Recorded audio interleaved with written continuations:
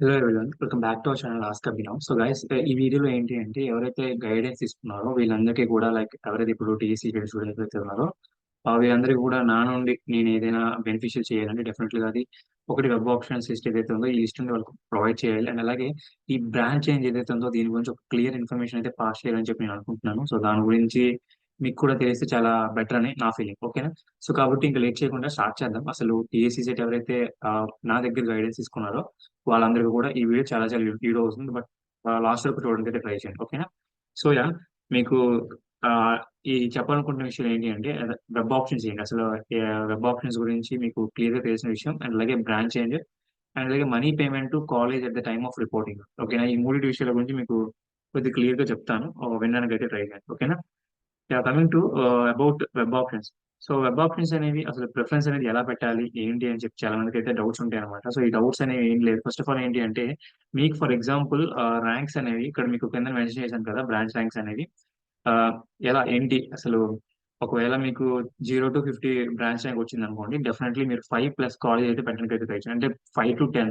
ఇక్కడ మీరు ఆలోచించాల్సిన విషయం ఏంటి అంటే మీరు ఒకవేళ తక్కువ ర్యాంక్ వచ్చిందని చెప్పి అనవసరంగా 5 కంటే తక్కువ కాలేజ్ పెట్టారంటే డెఫినెట్లీ మీరు మీరే ఇబ్బంది పడాల్సి వస్తుంది అనమాట. ఓకేనా? ఎందుకంటే మేబీ కొన్నిసార్లు ఏంటి అంటే బేస్డ్ అపాన్ ది క్యాష్ ఏదైతే ఉందో క్యాష్ ని బేస్ చేసుకొని కొన్నిసార్లు మనకి కాలేజ్ అనేది ఎలా చేయకపోవచ్చు. అంటే ఇక్కడ నేను చెప్పాలనుకుంటున్నది ఏంటి అంటే నీకంటే బెటర్ ర్యాంక్ వాళ్ళు ఎవరైనా సరే ఆ పర్టికులర్ యూనివర్సిటీ కానీ పర్టికులర్ కాలేజ్ లో కానీ పెట్టి ఉంటే డెఫినెట్లీ నీకంటే బెటర్ ఉంది కాబట్టి వాడికి వెళ్ళిపోతుంది కాబట్టి నీకు రాదు. అప్పుడు ఏం చేస్తావు, తక్కువ కాలేజ్ పెట్టావు కాబట్టి మాక్సిమం నీకు అక్కడ లాస్ అయిపోతుంది. అంటే ఫస్ట్ కాలేజ్ మొత్తం పోతుంది అనమాట. సో అలాంటి తప్పులు మాత్రం చేయొద్దు. నేను మళ్ళీ నాకు ఫుల్ ఫీజ్ రియంబర్స్మెంట్ వస్తుందా లేదా అని చెప్పి చాలా మంది అనుకుంటారు కాబట్టి. బట్ నేను అంటుంది ఏంటి అంటే ఫస్ట్ కౌన్సిలింగ్ వదిలి సెకండ్ కౌన్సిలింగ్ వెళ్తే మీకు ఎలాంటి కాలేజ్ మిగలవు అనమాట. సో ఇది నేను చెప్పాలనుకున్న విషయం. ఓకేనా? సో ఇక్కడ మీకు క్లియర్ చెప్పాను కదా ఎలా ఏంటి అని చెప్పి. మీకు మినిమం అబౌవ్ ఒక 1600 అబౌవ్ వచ్చింది అనుకుంటే డెఫినెట్లీ 50+ కాలేజ్ అయితే పెట్టడానికి అయితే ట్రై చేయండి. నేను ఆల్రెడీ ఆ లిస్ట్ ఏదైతే ఉందో ఆ లిస్ట్ అనేది గైడెన్స్ గ్రూప్ లో పోస్ట్ చేశాను. మీకు ఒకసారి చూపిస్తాను ఎక్కడ ఉందా ఏంటి అని చెప్పి.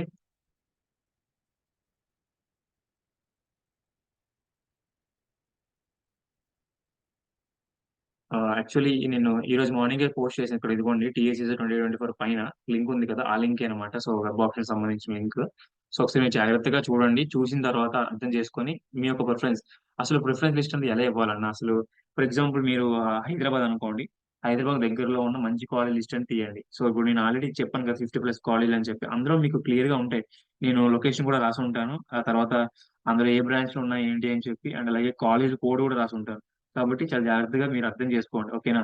తర్వాత ఇంకొకటి ఏంటి అంటే ఫీజు కూడా రాసి ఉంటాను. సో అవి చాలా నీట్ గా అన్ని కూడా రాశాను కాబట్టి ఒకసారి మీరు ఏం చేస్తారంటే మీకు ఒకవేళ హైదరాబాద్ ఉంది, హైదరాబాద్ లో ఒక 10+ కాలేజ్ దగ్గరలో ఉన్నాయి. ఓకేనా?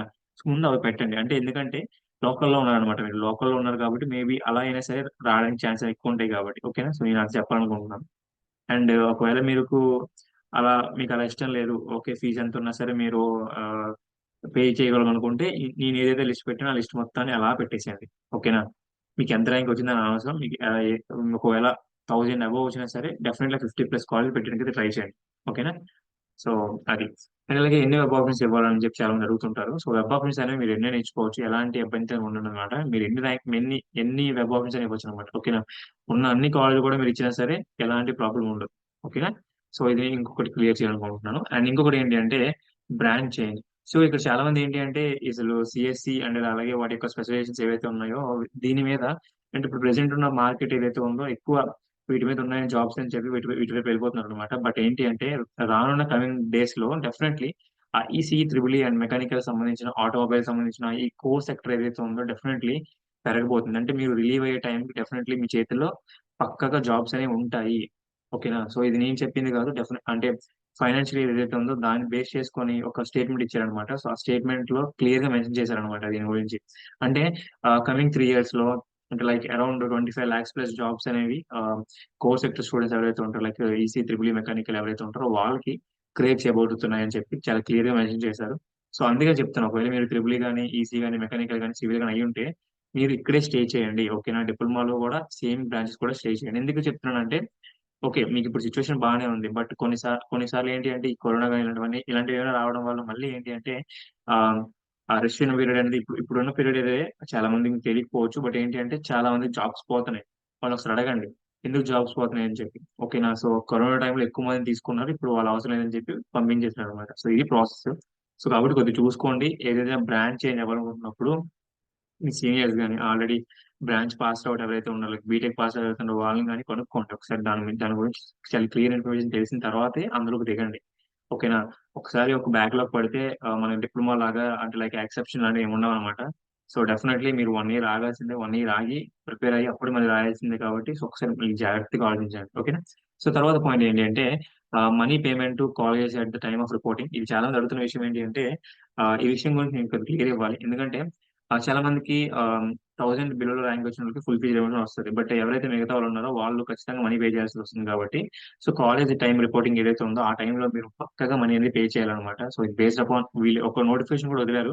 సో, నోటిఫికేషన్‌లో క్లియర్‌గా మెన్షన్ చేసింది ఏంటి అంటే at the time of reporting మీరు ఆ మనీ అనేది అరేంజ్ చేసుకొని అప్పటికప్పుడు కట్టాలని చెప్పి వాళ్ళు చెప్పారన్నమాట. ఓకేనా? సో, ఇది కూడా మీరు నోట్ చేసుకోండి. అండ్ ఇంకొకటి ఏంటంటే ఎస్సీ, ఎస్టీ వాళ్ళకి ఫుల్ ఫీజ్ రీయింబర్స్‌మెంట్ వస్తుందా లేదని చెప్పి అడుగుతున్నారు. సో, దీని గురించి ఒకటి నేను తెలుసుకోవాలి. అంటే లైక్ నాకు తెలిసిన అఫీషియల్స్ ఎవరైతే ఉన్నారో వాళ్ళు కొద్దిగా మాట్లాడి తెలుసుకొని మీకు ఆ క్లియర్ ఇన్ఫర్మేషన్ ఏది ఉందో అది పాస్ చేస్తాను. ఓకేనా? సో, డెఫినెట్‌గా అయితే పాస్ చేస్తాను. ఎందుకంటే లైక్ గైడెడ్ స్టూడెంట్స్ ఎవరైతే ఉన్నారో వీళ్ళు పక్కాగా నేను చెప్పింది ఏదైతే లిస్ట్ ప్రిపేర్ చేస్తానన్నానో అన్నీ ప్రిపేర్ చేశాను.